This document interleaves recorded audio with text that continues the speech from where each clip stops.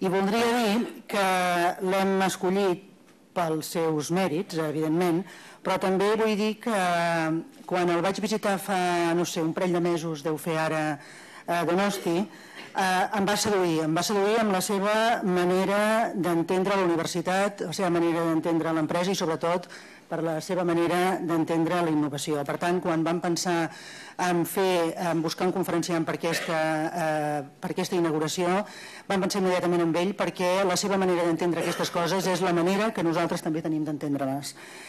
Ell és llicenciat en Ciències Econòmiques i Empresarials per Deusto, va iniciar la seva activitat professional en el món acadèmic, però després va passar a l'administració autonòmica basca, on va ser des del 91 conseller d'Hisenda i Finances i després conseller d'Economia i Hisenda. L'any 95 va abandonar, és una paraula una mica forta, va deixar el govern basc, pero lo abandonaste, sí, lo abandonaste. Va a abandonar el govern basc, no, hay que decirlo así, lo abandonaste, no te echaron, vale. Per incorporar-se a Ibernàtica primer com a conseller delegat i després com a president executiu, que ho és des de l'any 1998. Entre el 96 i el 99 va ser també president de l'operador basc de telecomunicacions Euskaltel, va ser responsable de la seva creació i dels primers anys de la seva activitat. Ho subratllo perquè aquesta sempre ho posem com a exemple, és una de les nostres assignatures pendents com a país. És membre del Consell d'Administració del Banc Guipuzcoano, membre del Cercle d'Empresaris Bascos i del Consell de Govern de la Universitat de Deusto. També és president de l'Institut Basc de Competitivitat de la mateixa universitat i membre del Consell de la Deusto Business School. Segurament em deixo moltes coses, però tampoc és... El que hem vingut és escoltar-lo amb ell i no tampoc aquí fer una llarga llista de coses. Em penso que he dit les més importants i les que marquen més el seu perfil i la seva professionalitat. És acadèmic, doncs, és empresari i és sobretot innovador. I ens parlarà d'això, de la universitat, de l'empresa i del repte de la innovació. Endavant. Eskerrik asko. De verdad que es una gran satisfacción. Esto suele ser una frase obligada, pero de verdad que en este caso no lo es. Es una gran satisfacción poder compartir con todos vosotros. Me vais a permitir que os tutee desde el más absoluto respeto, pues este momento, y este momento tan importante y tan interesante para la Universitat Oberta de Cataluña, como es también la puesta de largo del Instituto Internacional de Posgrado, ¿no? O sea que la verdad es que tener la oportunidad de compartir este momento especialmente interesante para todos vosotros y para la universidad, pues para mí es una satisfacción, de verdad. Muchas gracias, rectora, por tu presentación. Yo creo que más allá de lo que cuenta la historia de las tarjetas que uno ha tenido, lo más importante es que cuando uno le presentan enseguida se ve si hay una presentación con cariño detrás o no, ¿no? Y esta realmente ha sido una presentación muy hecha desde el corazón. Muchas gracias, de verdad. Bueno, pues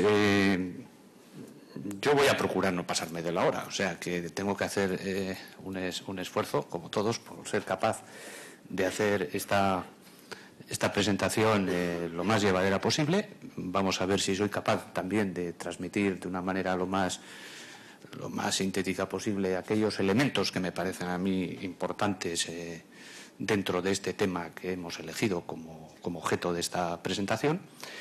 Y lo que me gustaría, al final volveré un poquito a esto, es que lo que yo pueda decir, si consigo captar la atención, eso tiene que ver con sorprender un poco, ¿no? Entonces, si consigo sorprender un poco, no voy a hacer cosas raras, o sea, que va a ser unas sorpresas muy medidas, ¿eh? Y si con eso consigo que se sugiera cosas y que a cada uno le dé un poquito por pensar y esto evoque cosas, pues ya estaríamos haciendo algo de innovación, ¿no? Entonces, vamos a ver si este rato que vamos a compartir nos sirve también un poco a todos, pues para sorprendernos, para sugerir, para evocar y para que de ahí saquemos conclusiones para mejorar, ¿no? Bueno, y esto tiene que ver con la innovación. Yo voy a focalizar esta presentación un poco en estos tres elementos, ¿no? La universidad, la empresa y el desafío de la innovación. Y voy a ir un poquito quizá de lo más teórico a lo más puntual, ¿no? voy a intentar transmitir cómo podríamos conceptualizar un sistema de innovación, cómo podríamos acercarnos a esto de la innovación. Evidentemente va a ser una manera de hacerlo, lo cual no quiere decir que sea la única, ni siquiera la mejor, pero bueno, es una manera de acercarnos a esto que aquí aparece como el desafío de la innovación. ¿Por qué esto es importante? ¿Qué cosas pasan en esto de la innovación? ¿Qué leyes o qué elementos creemos que hay que tener en cuenta? ¿Cómo podemos conceptualizar, modelizar un sistema de innovación? Y después, cuando hayamos visto esto, la idea sería decir, bueno, y ahí entonces la universidad ¿qué papel juega? ¿No? ¿Juega algún papel? Evidentemente juega el papel más importante, pero no porque estemos aquí en la universidad, que igual habría que decirlo por quedar bien, ¿no? Sino esto hay que decirlo en todos los sitios, juega el papel más importante. ¿Qué papel juega la empresa? Que es evidente que también juega un papel fundamental. ¿Y qué espacios estamos creando de verdad de cooperación entre la universidad y la empresa para hacer frente a ese desafío de la innovación, ¿no? Este va a ser un poco el hilo conductor de la presentación. La primera idea sobre la cual podríamos también hablar largo y tendido, pero lo voy a pasar un poquito rápido, es que esto de la innovación tiene que ver mucho con la competitividad, ¿no?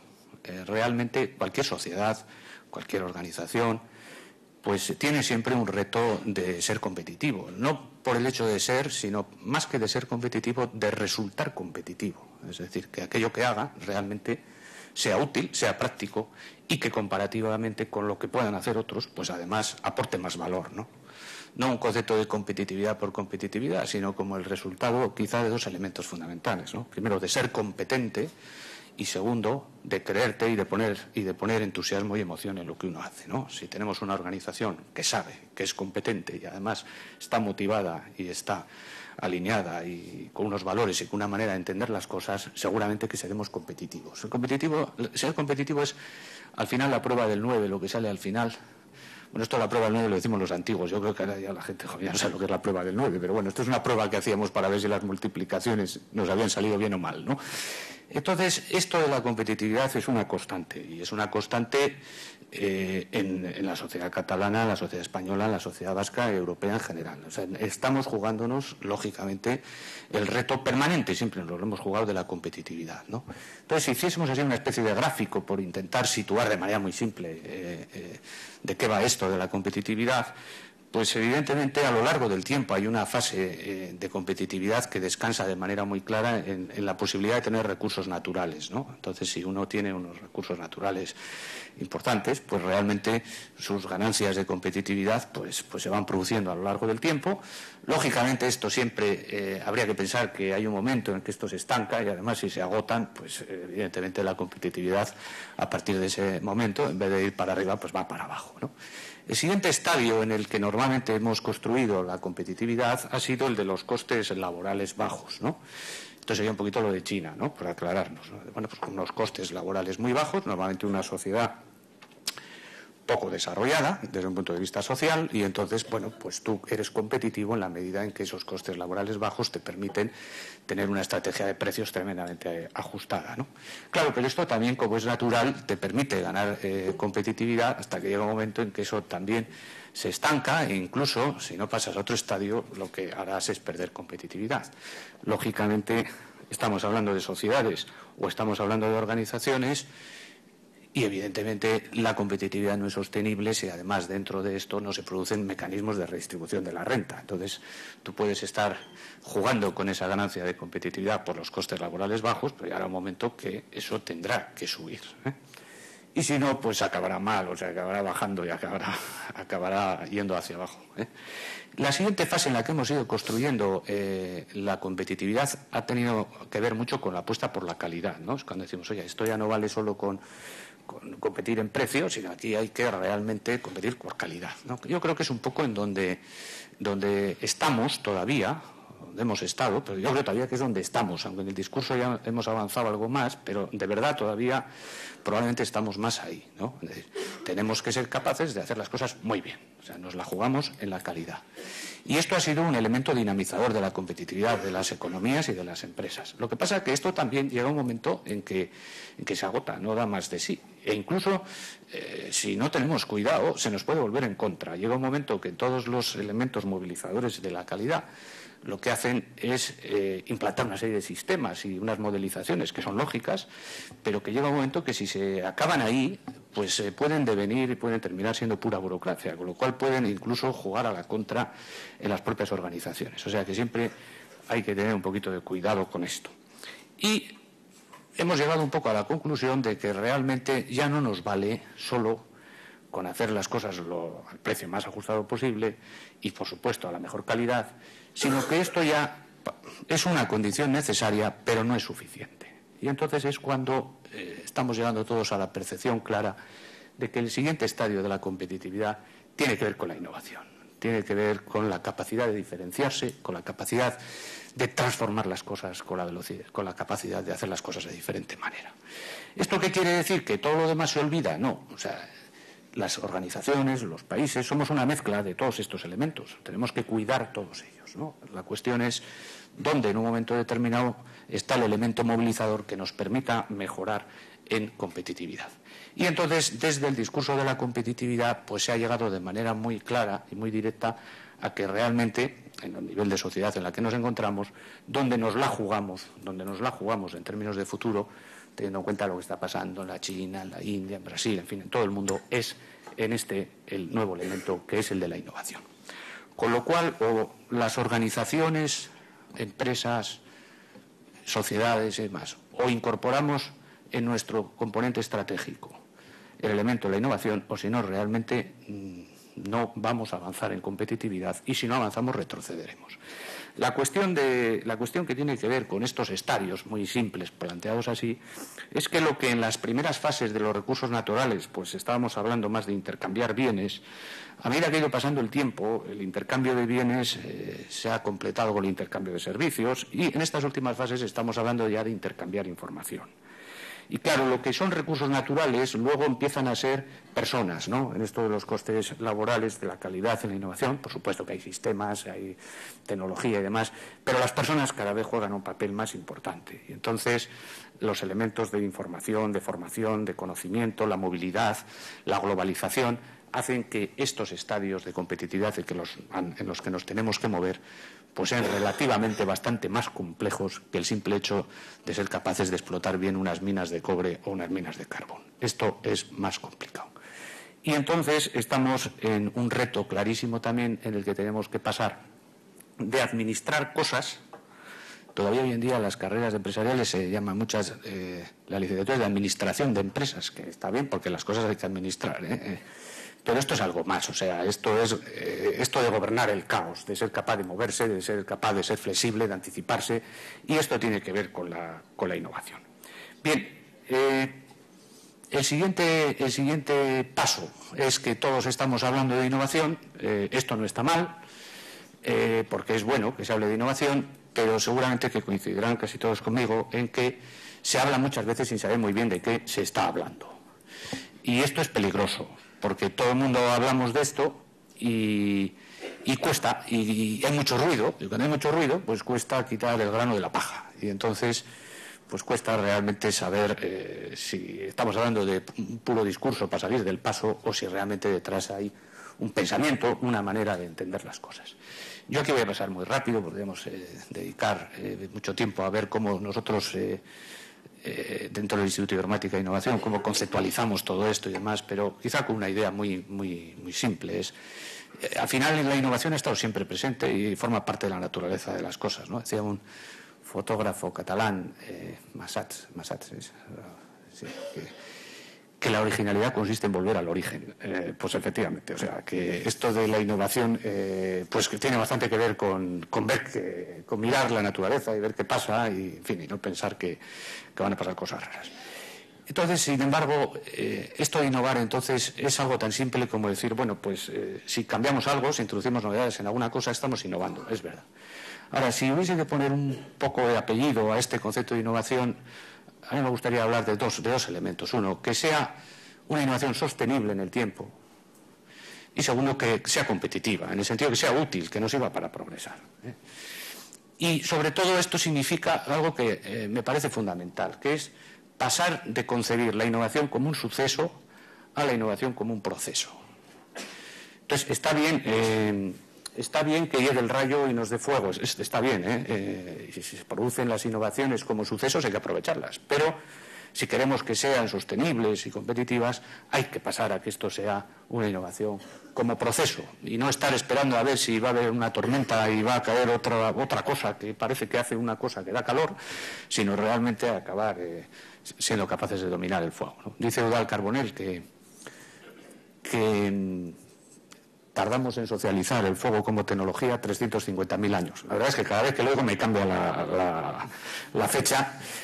Y a mí esto me suele dar igual, porque 350.000 años o 250.000 me da lo mismo, pero cuando le oigo a él suelo tomar exactamente la nota y lo digo, oye, si me has cambiado. Y dice, bueno, no importa. Y digo, bueno, pues tengo que quedar más tranquilo, ¿eh? Bueno, pues 350.000 o 300.000 años tardamos en socializar esa tecnología. El teléfono móvil, 8 años. Entonces, cómo se socializan las tecnologías y cómo pasan de sucesos a procesos, pues es un tema fundamental en la innovación. Bien, hay como 5 leyes. Un amigo mío me suele decir que no son 5 leyes, que aquí en realidad, como estamos en un foro académico, seguro que aquí en realidad hay una ley y un par de corolarios y cosas de estas. Pero bueno, a mí me queda más redondo de momento hablar de 5 leyes. Hay como 5 leyes que yo creo que están presentes en todos los sistemas de innovación y que de alguna manera me permite decir un poco cómo creo que tenemos que acercarnos a esa conceptualización de la innovación. La primera es la que llamamos el círculo de Leonardo, por Leonardo da Vinci, ¿no? Dice, solo se produce innovación sostenible en el tiempo si equilibramos la creatividad y la modelización sobre la base de los valores.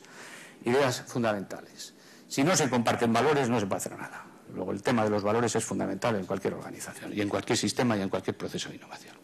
Segunda, la innovación no es solo creatividad. No es solo creatividad. Es creatividad y modelización. Si solo es creatividad, pues ya conocemos unos cuantos de estos que son muchas ideas geniales, pero luego no llevamos nada a la práctica. Y si solo es modelización y vamos a mirar a ver qué dice el libro, pues no innovamos nada tampoco. Entonces, este equilibrio entre creatividad y modelización. La segunda ley, que llamamos el combate, dice, la innovación sostenible exige gestionar las contradicciones inherentes a todo proceso evolutivo. Todos los procesos de innovación, sobre esto hay también debate si tiene que ser rupturista, si la innovación solo tiene que ser rupturista o puede ser evolucionista. Nosotros solemos decir, bueno, mira, vamos a ver, ¿duele o no duele? ¿Duele? Bueno, pues ya está. Porque muchas veces esto de decir, no, es que esto es incrementalista y tal, bueno, pero duele, no, bueno, te no estás haciendo nada, o sea, entonces, ¿duele o no duele? Entonces, toda innovación es un proceso de ruptura, más o menos transformadora, más o menos grande, pero es un proceso de ruptura. Y cuando hay procesos de ruptura, lo que empiezan siempre estos procesos es como confrontación. Lo primero que surge ahí es la confrontación, las contradicciones. Entonces, la gracia para convertir esto en algo positivo es en ser capaces de que esto que aparece como una contradicción pase a ser por lo menos una paradoja, digas, oye, mira, esto parece que es contrario, pero no es tan contrario, y pase a ser complementario. Y la vida y los procesos, cualquier proceso de innovación, empresarial, organizativo, va de esto. Cuando haces un proceso de fusión, un proceso de cualquier tipo, sobre el papel las sinergias aparecen, todo está muy bien, y luego cuando empiezas a actuar, el primer día lo único que tienes es un lío, que fulanito lo ve de una manera, menganita lo ve de otro, y lo que tenemos es un lío. Bueno, esto es normal, ¿eh? Entonces, la innovación va de esto, y de ver en la contradicción no el conflicto, sino lo complementario. Esto es tan simple como que todo lo contradictorio es complementario. Entonces, uno tiene que decidir a qué se apunta. Y esto no es obvio. Cuando hay procesos de ruptura, lo que hay es conflicto. El conflicto no es malo. Forma parte de la vida de los procesos de innovación. Lo que pasa es que hay que gestionarlo y superarlo. El que se piense que se puede innovar, cambiar y hacer, y que como aplicando el libro todo va a cuadrar y todo va muy bien, yo todavía estoy por ver que me pase una vez una cosa de esas, ¿eh? Entonces hay que ser conscientes de que va de esto, pero que esto no es malo, esto es positivo. El combate. La siguiente es la aventura. Una organización, cualquier organización que aspire a ser innovadora, debe aprender a convivir con más preguntas que respuestas y a disfrutar con ello. Qué fácil se dice y qué complicado es. El Instituto Internacional de Posgrado. Venga, ya está. Oye, ¿y esto cómo va a ser? ¿Y esto? Oye, pues no sé. Pues esto sé. Hombre, lo fundamental hay que saber cuándo se cobra la nómina, la cuenta del banco, las vacaciones, esas cosas fundamentales exactas hay que tenerlas bien respondidas. Pero cualquier proyecto innovador y nuevo, lo que tiene es más preguntas que respuestas. Pero eso es tremendamente enriquecedor. Porque eso quiere decir que hay campo de juego para hacer cosas. Entonces, qué cosa más desgraciada que vayas a una organización en donde todas las preguntas que hagas tengas ya la respuesta dada. Bueno, pues eso a quien no... Hay gente que eso lo deja muy tranquilo, a todos nos deja muy tranquilos, porque nos gusta tener las respuestas de las cosas. Y esto lo que genera, esto de tener más preguntas que respuestas, lo que genera es incertidumbre, lo que genera es pues tensión. Bueno, pero de eso va la innovación. Y luego tampoco se trata de lanzar preguntas y responder, Hay una gráfica, por esto hay varias gráficas, ¿no? Al principio es lógico que haya más preguntas que respuestas, luego la organización empezará a ser capaz de responder relativamente rápido a esas preguntas y a generar nuevas preguntas, y ahí se llegará un momento en el que, bueno, tenemos un tamaño óptimo de respuesta, ¿no?, entre las preguntas y las respuestas. Más preguntas que respuestas, la aventura. El desafío. El desafío de la innovación está en el universo de los valores marginales. Primero, innovar supone transgredir las fronteras conocidas. Entonces, todo lo que sea espacios transfronterizos son buenos espacios para la innovación. Claro, esto tiene que ver con la diversidad, con el carácter interdisciplinar de los equipos, pero de verdad, todos los espacios fronterizos son buenos espacios para la innovación. Y la segunda idea, cuando tenemos que abordar procesos de innovación, las fuerzas de la burocracia y del pasado nos van a poner siempre sobre la mesa el tremendo esfuerzo que vamos a tener que hacer para conseguir no se sabe muy bien qué, que no sabe muy bien si va a servir para nada. Bueno, pues en ese valor marginal, en ese valor marginal que parece que lleva tanto esfuerzo detrás, eso es un universo donde está el desafío de la innovación. Cuando hemos hecho el trabajo y hemos dicho, bueno, esto ya está, yo creo que ya hemos quedado bien, ese decir, oye, si hacemos esto otro más, déjate que ya que con esto ya ha cumplido. Bueno, ahí es donde tenemos realmente el desafío de la innovación. Cuando una empresa es nueva y están haciendo, esto es relativamente más fácil, porque como todo es nuevo, uno ya es más proclive a saber que, como todo es marginal, pues ahí es donde están todas las oportunidades. Pero cuando la empresa o la organización es muy grande, transgredir, pasar cualquier frontera, bueno, esto realmente es un problema. Bueno, pues ese universo de valores marginales es eso, es un universo. Y luego la quinta ley es la del tiempo. Esto es otra obviedad. La innovación no permite especular con el tiempo para perderlo. Pues es fundamental para garantizar la innovación. Bueno, hay una frase clave que no es mía, dice, el tiempo es el principal innovador, ¿no? A veces decimos, pues que pase el tiempo. No, bueno, pues se pasa el tiempo. Todos somos agentes de innovación, activos o pasivos. Aquí hay que elegir qué quiere ser uno, si activo o pasivo. Porque si te quedas parado no es que no cambie, es que solo el paso del tiempo cambia las condiciones de los sistemas y de las cosas. Luego, cómo gestionamos el tiempo en las organizaciones es fundamental, ¿no?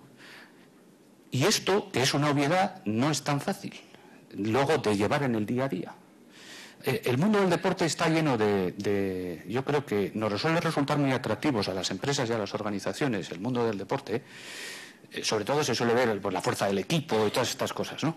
Pero yo creo que sobre todo nos resulta atractivo para sacar conclusiones porque los partidos, por ejemplo, un partido de baloncesto, que es un caso además yo creo que casi paradigmático, ¿no?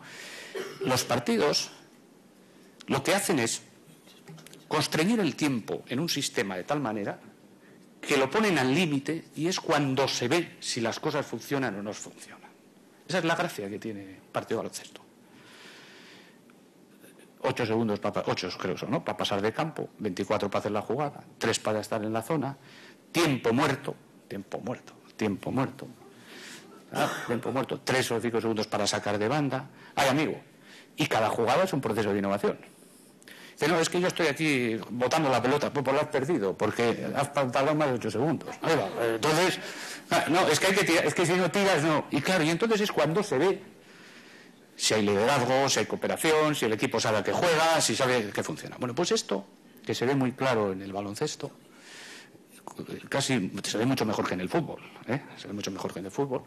El baloncesto también a veces especulan, pero es más difícil de especular.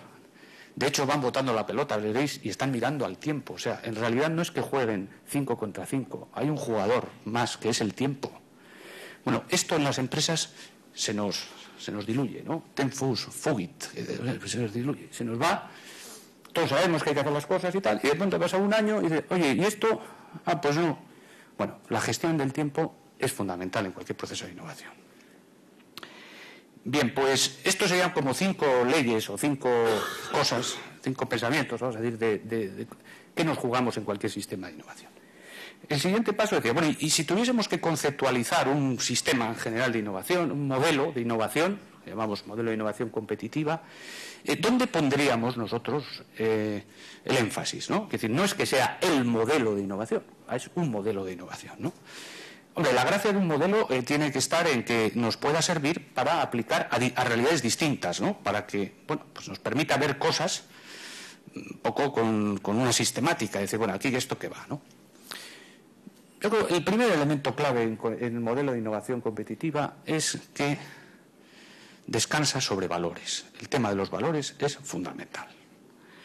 Y hay 3 hélices o 3 motores fundamentales para generar innovación. La tecnología, está clarísimo, el conocimiento y la cooperación.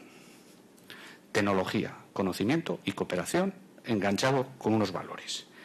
Esto, de una manera así un poco ingenieril, esto lo trasteo bastante los que son de aeronáutica. Bueno, vale, esta hélice no sé si funciona, pero bueno, esto tiene que generar una fuerza que permita despegar la innovación.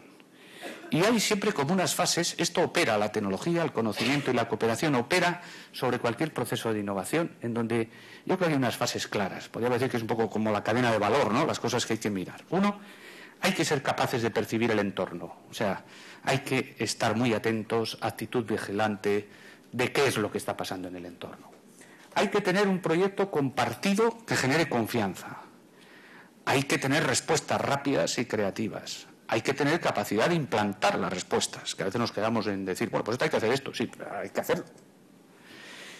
Luego, hay que ser capaces de interiorizar, de repetir y de repartir el éxito. Esto es fundamental. Esto muchas veces en las organizaciones nos olvidamos de esto, ¿no? Siendo buenas las organizaciones, capaces de hacer las cosas, implantar, y luego resulta que no le dedicamos tiempo a decir, oye, qué bien nos ha salido. Entonces a vosotros pasa un poco lo mismo, pero allí yo creo que en esto los catalanes y los vascos vamos un poco de la mano, me pega. Oye, ya está, venga, oye, que hay otro lío. Oye, vamos a dar 5 minutos vamos a repartir un poquito el éxito, ¿no? Esto es fundamental, a veces repartirlo, ¿no? Es fundamental. Y luego, además, hay que transmitir y vender el éxito fuera. Esto también es importante. No se quede solo dentro, sino. Y esto genera una especie de círculo virtuoso, ¿no? De la innovación, que es esta figura tiene que dar vueltas lo suficientemente rápido. Entonces el siguiente elemento es el tiempo y la velocidad a la que esto es capaz de moverse. Tampoco es bueno que vaya demasiado rápido, pero tampoco puede ir lento, ¿no? Yo seguramente sería un gran jugador de fútbol si se jugase a 20 por hora, por decir algo. El problema es que se juega a 100 por hora. Y para cuando yo veo venir la pelotita de allá, además la pelota viene a más de 20 por hora, claro. Y estoy pensando en que lo que voy a hacer, pues ya hay un señor que ha cogido la pelota pero 100 metros más adelante, ¿no? Por esto de la velocidad a la que somos capaces de hacer las cosas no es un tema menor. Y para hacer que esto gire rápido y sea con la velocidad adecuada es muy importante la modelización y la implantación de sistemas, que son los que hacen que las cosas se repitan, se mejoren y sean capaces entonces de ir mucho más rápidos y mucho más operativos. Y la siguiente pieza de un modelo de innovación competitiva tiene que ver con el liderazgo. Y bueno, y todo esto, las hélices dan vueltas, va rápido, bueno, pero ¿a dónde va el avión? ¿A dónde va esto? El liderazgo es fundamental. No es un liderazgo de tipo autoritario, el liderazgo de los sistemas de innovación es un liderazgo más cooperativo, es un liderazgo más participativo, pero que no quiere decir asambleario, pero es un liderazgo que escucha más, ¿de acuerdo? Entonces, si tuviésemos que conceptualizar un sistema de innovación, yo creo que, y acercarnos a una realidad como un sistema de innovación, yo miraría estas cosas: cómo anda de valores, cómo anda de tecnología. Sobre todo ahí las TICs es evidente que son un elemento clarísimo desde el punto de vista de innovador y desde el punto de vista del sistema de innovación. Claro, las que vienen de las tecnologías de materiales y las tecnologías de la vida son las que nos van a dar la siguiente transformación profunda, la están dando ya, pero es evidente que las TICs están como un elemento tremendamente facilitador o motor de la innovación. ¿Cómo estamos de tecnología, de conocimiento? ¿Cómo estamos de cooperación? ¿Cómo gestionamos el tiempo? Y cómo estamos de liderazgo. Y entonces esto lo podemos aplicar a diferentes realidades. Es decir, bueno, ¿y cuáles son los agentes de innovación? Pues todos somos agentes de innovación. Desde luego, en el centro de todo está la persona y el entorno que rodea a esa persona. El entorno, llámale familiar, el entorno más inmediato de la persona. Y luego, pues el sistema educativo no universitario, lo podemos conceptualizar claramente como un agente de innovación. El sistema universitario, por supuesto, ahora me referiré a él.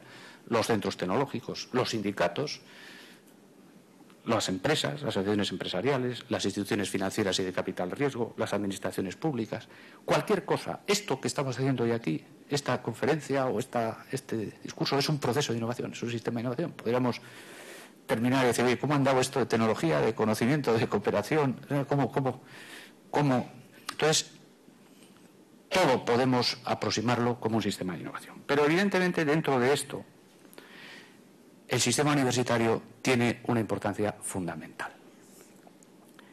Claro, siempre se ha dicho, es evidente que la universidad es un elemento clave para explicar el desarrollo económico y social. Esto es evidente, es una frase. Lo malo es que la mayor parte de las veces uno tiene la sensación que es más una frase hecha que otra cosa, ¿eh? Pero es así, es verdad. Y la universidad juega además no solo el papel de formar profesionales y de desarrollar la ciencia y la tecnología, sino también otro papel que yo creo que ha estado relativamente olvidado, que es el de transmitir y conformar valores y crear valores. O sea, este tema es absolutamente fundamental. Entonces, si tomamos las piezas de cualquier sistema de innovación y decimos, vamos a ver, ¿tiene algo que ver la universidad con el tema de los valores? Vaya que sí tiene. ¿Y con la tecnología? Vaya que sí tiene. ¿Y con el conocimiento? Vaya que sí tiene. Y con la cooperación, y con el tiempo, y con el liderazgo. Luego, si dentro de un sistema social, concebido todo él, desde ese momento, hay una parte, un agente de innovación absolutamente clave en sí mismo y al servicio del conjunto del sistema, esa es la universidad. Porque hay otros agentes que también juegan en todas estas piezas, pero no todas con el mismo peso. La empresa también es un agente de innovación, pero si comparásemos, si viésemos la empresa desde los valores, la tecnología, el conocimiento, la cooperación y demás, por supuesto que tiene que jugar con todos, pero seguramente que estaríamos de acuerdo que para el sistema social juega mucho más y tiene mucho más valor y mucho más importancia la universidad como agente de innovación. Entonces, desde este punto de vista, para abordar el desafío de la innovación es absolutamente fundamental que la universidad pase a ser una pieza clave de la estrategia de cualquier sociedad. Pero de verdad. Y la verdad es que en general, y en este sentido la Universidad Oberta de Cataluña, yo creo, no es porque esté aquí, que si le aplicásemos estos elementos de valores, tecnología, de conocimiento, de cooperación, de gestión del tiempo y de liderazgo, quedaría desde luego muchísimo mejor que cualquier otra universidad. Yo formo parte del Consejo de Gobierno de la Universidad de Deusto, o sea que puedo hacer la crítica, el hago allí también, ¿eh? La Universidad Española en general no está a la altura del desafío de la innovación, no lo está. Porque de tecnología, bueno, de conocimiento, a ver en cuántos rankings y dónde estamos. De valores, no sé, de cooperación ni te cuento. Pero no ya entre universidades, sino dentro de cada universidad, dentro de cada facultad, dentro de cada departamento, dentro de cada cátedra. Bueno, entonces, lo que dice es que luego los chicos y las chicas salen y salen como con... que no salen muy innovadores, ¿sí? No salen muy emprendedores, todos quieren ser funcionarios y tal. ¿Qué quieres que sean? Si se han estado, no, desde el sistema educativo no universitario, que es fundamental también para temas de valores y demás, si se han estado conviviendo y viviendo con una universidad en donde los valores que les han transmitido son los contrarios, o es que la gente joven es que no, vamos a ver, pero ¿y tú qué estás haciendo, no? Entonces realmente yo creo que esta cooperación y poner el énfasis en la universidad al servicio del sistema de innovación y al servicio de la competitividad del país es absolutamente fundamental. A mí me parece además que es una urgencia histórica. Claro, cuando se dice esto ya parece que estamos... Pero si de verdad nos creemos que lo de la competitividad en los próximos años se va a jugar en esa curva, en ese espacio de la innovación, si además nos creemos eso, que yo creo que sí, desde luego algo hay que hacer con la universidad. Algo hay que hacer. No dar dinero para que sigan haciendo lo mismo, que es el otro problema, sino algo hay que hacer para transformarlo en un agente de innovación. Y en ese sentido la empresa pues es otro agente fundamental de innovación. Y entonces aquí viene, voy a ir ya terminando, aquí viene entonces el reto de la cooperación entre la universidad y la empresa. Y esto forma parte del paisaje, la cooperación universidad-empresa, la fundación universidad-empresa, la no sé qué tal. Pero esto, en mi opinión, pues es un cuento también. Pues decimos, hablamos y tal, pero de verdad, pues no hacemos casi nada. Pues la universidad pues vive esta vida universitaria, dice que forma más o menos, que se preocupa porque la gente salga formada y por sus papers y sus cosas. Y la empresa dice, va, pero es que lo que me viene no me viene como me tiene que venir y tal. Bueno, pero ¿y qué estamos haciendo? ¿Dónde? Entonces, la cooperación, que es uno de los elementos clave del sistema de innovación general entre la universidad y la empresa, es absolutamente fundamental, pero no se está poniendo tampoco en valor.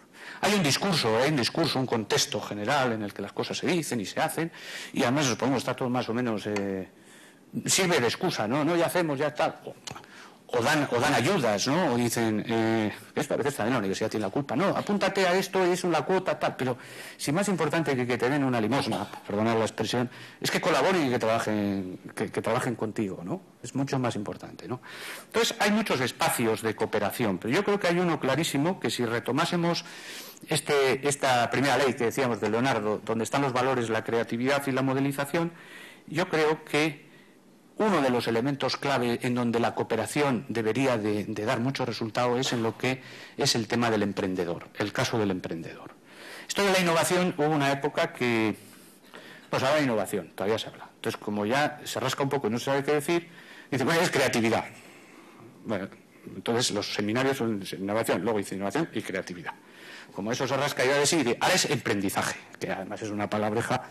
Dices, bueno, pero vamos a ver, entonces, ¿es distinto de lo otro o de qué estamos hablando, no? Bueno, evidentemente, el ámbito del emprendedor es un elemento clave y fundamental para un sistema de innovación, ¿no? Entonces, ese ámbito del emprendedor sí que busca moverse en este espacio en el que hagamos que el espíritu de transgredir la frontera, de ser capaces de tomar riesgo, de ser capaces de hacer cosas. Y eso tiene que ver con los valores y con la manera de enfocar las cosas. Y eso está en la universidad. Ahí es donde la empresa, yo creo que con la universidad, puede colaborar para generar verdaderamente espacios abiertos para el emprendedor. Y esto no es simplemente hacer incubadoras, que esta es la otra. Bueno, pues hacemos incubadoras. La expresión, bueno, pero ¿qué huevos vamos a incubar? Primero, ¿quién pone los huevos? Porque lo mismo sale un cocodrilo que sale... Bueno, pues da igual. Bueno, pues da igual, pues igual da igual. Pero ¿no estaría mejor ver un poquito antes, generar espacios, ¿no? Espacios abiertos en donde sepamos qué aves, cómo las trabajamos, para que luego sepamos también un poquito por dónde va, ¿no? Entonces, yo no estoy en contra de las incubadoras de empresas, pero me parece... Esto están haciendo las administraciones públicas mucho énfasis en esto. Si estamos sobrados de incubadoras de empresas, que no está mal que haya un sitio en donde la gente tenga tal... Pero, ¿y por qué no nos preocupamos un poco antes de que llegue la gente con ideas y que en ese espacio, que donde se produce el sitio natural es en la universidad, mete ahí la cooperación con la empresa? Que no aparezcan un día en la incubadora a ver allí qué calorcito le damos a ese huevo y si sale un cocodrilo, está ahí una empresa que le gustan los cocodrilos, pues va y se lo lleva o lo ayuda. No, bueno, vamos a ver, vamos a colaborar desde antes, ¿no? Entonces yo creo que ese espacio de cooperación es fundamental. Y esto es un tema concreto. Aparte de la teoría general y de que hagamos cosas y qué tal, y hay grandes iniciativas, Ahora, concreto.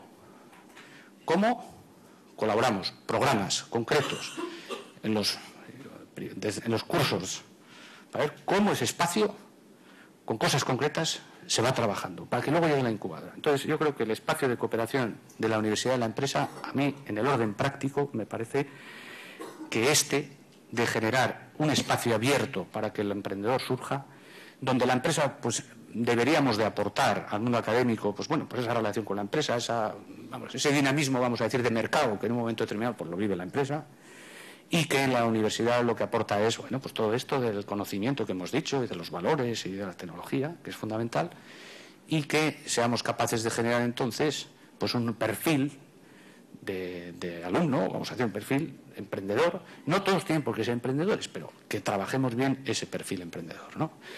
Bueno, pero aquí lo difícil es abstraernos de los contextos generales en los que nos encontramos y ser capaces de buscar espacios concretos para cooperar. Y yo creo que este es un espacio clarísimo. Nosotros estamos haciendo cosas y queremos seguir haciendo cosas. Es decir, pues participando los directivos en la empresa, estando con los alumnos, viendo, detectando proyectos, haciendo cosas concretas, que igual tienen mucho glamour, pero cosas concretas, que son a largo plazo, que esta es otra, o sea, que esto es muy difícil de ver el resultado a corto, pero que es donde nos la jugamos. Para ir terminando, voy a poner una especie de viñeta. Estos, algunos ya se lo sabrán, entonces que no se rían hasta el final, ¿eh? Estos son Sherlock Holmes y Watson, que tras una buena cena y una botella de vino, están en la campiña, pues se desean las buenas noches y se meten en los sacos de dormir y se ponen a dormir. Pasan las horas y Sherlock Holmes se despierta y le llama a su fiel amigo y dice: Watson, mire al cielo y dígame qué ve. Watson dice: pues veo millones y millones de estrellas. Bueno, pero ¿y eso qué le indica a usted, querido Watson?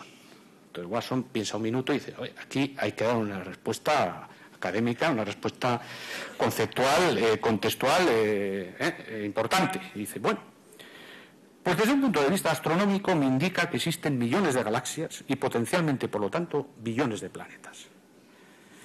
Dice: bueno, astrológicamente hablando, me indica que Saturno está en conjunción con Leo. Cronológicamente deduzco que son aproximadamente las 3:15 de la madrugada. Teológicamente puedo ver que Dios es todopoderoso y que nosotros somos pequeños e insignificantes. Watson estaba ya. Meteorológicamente intuyo que mañana tendremos un hermoso y soleado día. Dice: ¿y a usted qué le indica, mi querido Holmes? A mí algo elemental, querido Watson. Cada día es usted más imbécil. Nos han robado la tienda de campaña. Bueno, percibir lo esencial, más allá de los contextos que nos la juegan, es el primer paso para innovar. Que a veces estamos con esto, bueno, pero vamos a ver, aquí, ¿qué es lo esencial? Y en esto de la cooperación universidad-empresa, bueno, ¿qué es lo esencial? Porque los contextos nos juegan malas pasadas. El enigma de los 9 puntos, ya os lo sabréis también algunos. Se trata de unir todos los puntos con 4 líneas rectas y levantar el lápiz del papel. Ese es el enigma de los 9 puntos. Entonces, ¿qué ocurre? Que habitualmente nosotros añadimos un contexto adicional a este enigma, que consiste en decir, y esto lo hace el cerebro de manera instantánea, ¿no?, que vamos a unir todos esos puntos con 4 líneas rectas, sin levantar el lápiz del papel, dentro de los confines marcados por el espacio externo de los puntos. O sea, automáticamente nos vamos ahí. Bueno, el enigma no tiene solución. Planteado así no tiene solución. Ahora bien, si abrimos el espacio y decimos, bueno, nadie ha dicho que tenga que ser entre esos 4 puntos, el enigma tiene solución. Entonces, los contextos prefijados o los inducidos nos pueden jugar muchas malas pasadas. Por eso es importante, ante cada problema, ante cada dilema, ante cada situación, ser capaces de cambiar y generar los contextos. Bueno, pues yo creo que para la cooperación universidad-empresa hay algo de esto tenemos que hacer. Más allá del discurso general, más allá, porque nos la jugamos como sistema de innovación, de verdad, desde la empresa. La empresa tiene que ver qué se la juega en esto, más allá del corto plazo. Y la universidad tendría que ver todavía más, que se la juega todavía más en esto. Y para eso, si hay que darnos cuenta de que nos ha quitado la tienda de campaña, pues vamos a darnos cuenta. O sea, hay que darse cuenta que hombre, que esto del cuadrado, que vamos a salirnos un poquito de los límites. Yo creo que en esto la Universidad Oberta de Cataluña sí es una universidad que se ha salido de los contextos. Yo lo que os pediría es que no creéis otros contextos ahora y hagáis otro cuadro y que no perdáis la riqueza, la frescura de ver siempre que la hoja es mucho más grande que las cuatro líneas en las que todos nos movemos, que el cerebro nos lleva siempre a eso, a las 4 líneas. Bueno, pues esto es un poco lo que yo os quería transmitir. Me he pasado del tiempo, como veía que nadie se dormía, pues vamos a aprovechar, perdonad, porque le había prometido al vicerrector que yo era muy disciplinado y que a media hora no me pasaba y no he cumplido mi... Bueno, decía yo al principio, cualquier proceso de innovación, y yo creo que en esto en la universidad hay que generar espacios para sorprender, estímulos, o sea, y esto en los procesos de formación es fundamental. Bueno, ¿qué os voy a contar? Hay que estimular, Luego hay que sugerir, eso tiene que ver con conversar. Luego hay que reflexionar, evocar y luego hay que aplicar. Bueno, pues espero que esto os haya sorprendido algo, por lo menos un poco, que os haya sugerido ya alguna cosa.